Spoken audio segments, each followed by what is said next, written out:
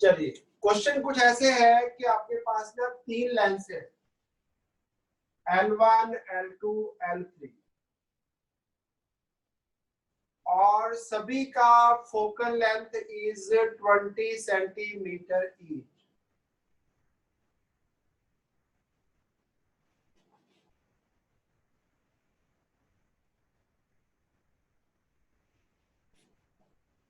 एक ऑब्जेक्ट रखा हमने L1 से 40 centimetre away,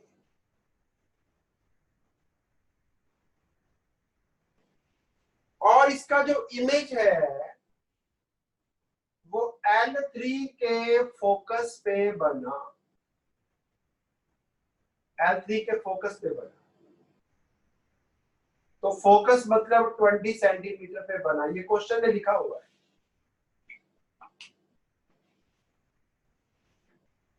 The final real image I of the object is formed at the focus of L3।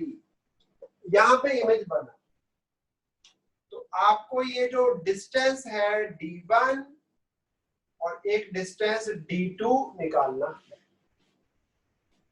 D1 और D2 निकालने हैं। चलिए क्वेश्चन ज्यादा मुश्किल नहीं है, इजी है। आपको यहां से शुरू करना है क्वेश्चन, इधर से। एक ऑब्जेक्ट का इमेज फोकस पे कब बनता है? चैट बॉक्स पे लिखिए, चैट बॉक्स पे लिखिए, एक ऑब्जेक्ट का इमेज फोकस पे कब बनता है?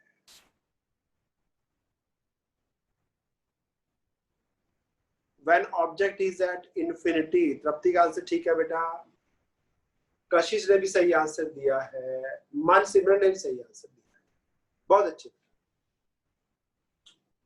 इसका मतलब यहाँ पे जो रेस पहुंच रही है वो इन्फिनिटी से आ रही है, इन्फिनिटी से आ रही रेस होनी चाहिए पैरेलल, इन्फिनिटी से आ रही रेस होनी चाहिए पैरेलल।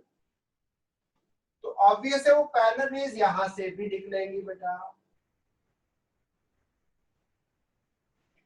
अब एक इसी का अपोजिट क्वेश्चन, बेटा समझ आ गया सभी को ना? पढ़ा था ना 10th क्लास में कि एक कॉन्वेक्स लेंस पे if rays are coming from infinity, parallel rays are coming, then they get converged, they get focused at the focal point। तो इसको रेस पैरेलल मिलनी चाहिए। ओके,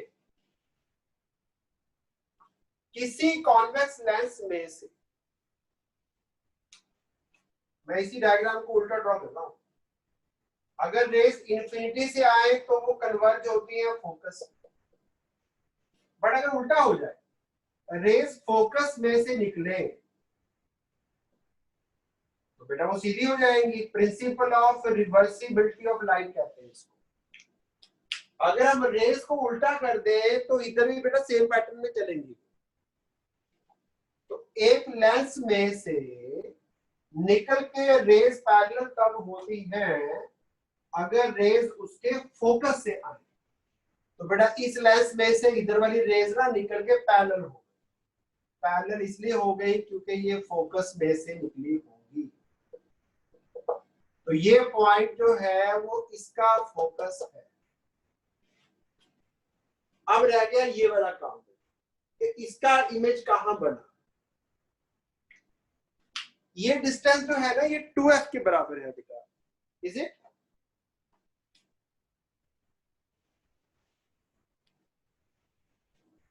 जो लेंस नंबर 1 है, L1 की बात कर रहा हूं, उसका u इज -40, पीछे को मेजर करना है तो negative sign. Focal length convex की बताई पॉजिटिव होती है हमेशा, तो +20। जरा फटाफट निकालिए v क्या आता है इसका, कैलकुलेट v बेटा, v निकाल दीजिए इसका, जरा क्या आएगा। बहुत अच्छे, मन से मैंने सही निकाल दिया है, वेरी गुड। कशिश का भी ठीक है।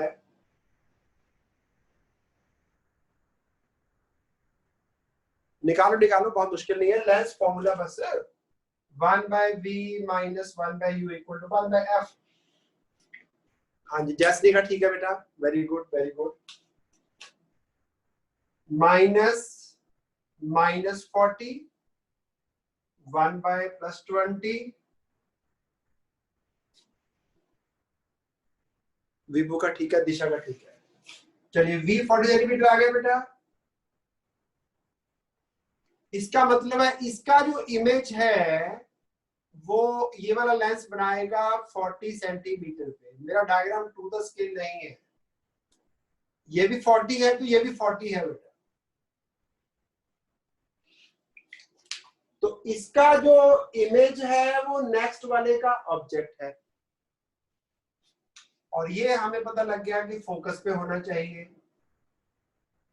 20 सेंटीमीटर पे। इसका मतलब D1 कितना हुआ चैट बॉक्स में लिखेंगे, D1 कितना हुआ चैट बॉक्स में लिखेंगे। Very nice very nice very nice very nice, बहुत अच्छा। 40 सेंटीमीटर ये वाले और 20 सेंटीमीटर इधर वाले, तो ये 60 सेंटीमीटर होना चाहिए। वेरी गुड बेटा। अच्छा D2 कितना होना चाहिए?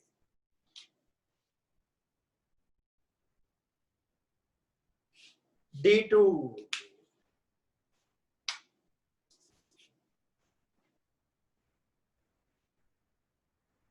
सोचो सोचो सोचो सोचो, शाबाश। D2 क्या होना चाहिए? 100।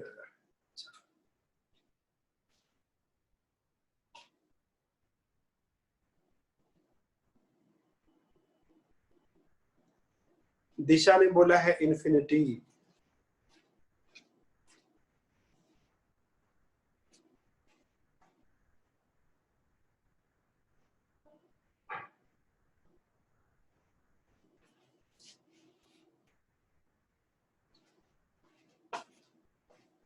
इन्फिनिटी। कशिश का आंसर भी इन्फिनिटी है। जैसनी का आंसर 40 है, पुलकित का 20 है। अच्छा इनमें बेटा जितने भी आपने आंसर दिए ना, सुखमन का आंसर 20 है। ये सारे ही आंसर ठीक है, सारे ही आंसर ठीक है, सारे 60 भी ठीक है, 40 भी ठीक है, 20 भी ठीक है। रीजन बेटा रीजन था।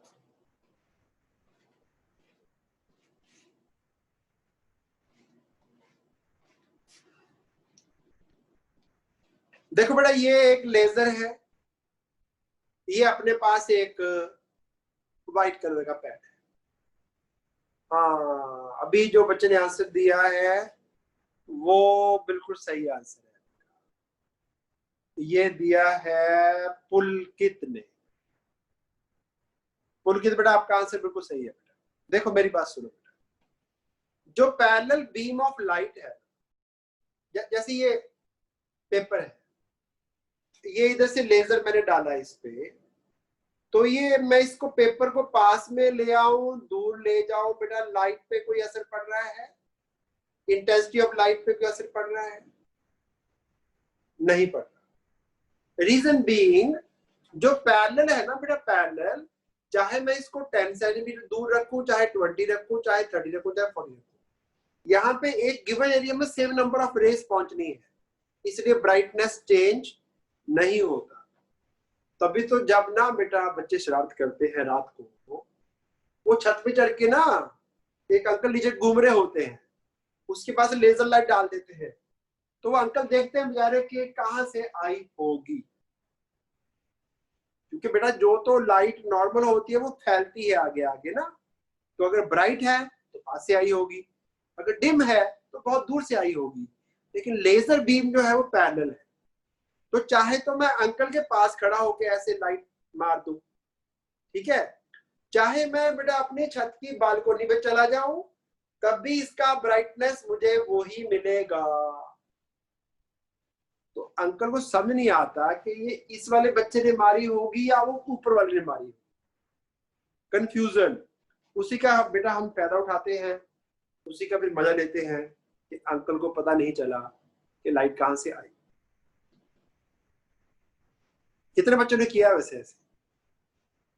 बॉयज, यस यस यस, वो लिखा होता है ना, दैट इज ट्रू।